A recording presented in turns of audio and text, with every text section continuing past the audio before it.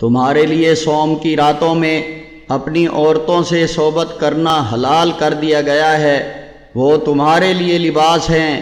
اور تم ان کے لیے لباس ہو۔ اللہ تعالیٰ نے جان لیا ہے کہ تم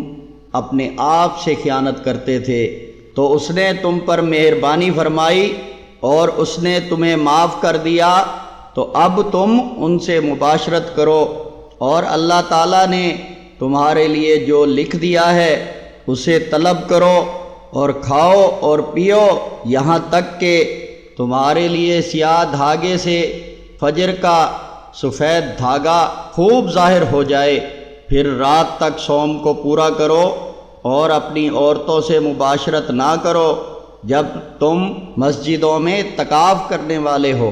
یہ اللہ تعالیٰ کی حدود ہیں، سو ان کے قریب نہ جاؤ۔ اسی طرح اللہ تعالیٰ لوگوں کے لیے اپنی آیات کھول کھول کر بیان کرتا ہے تاکہ وہ عذاب سے بچ جائیں۔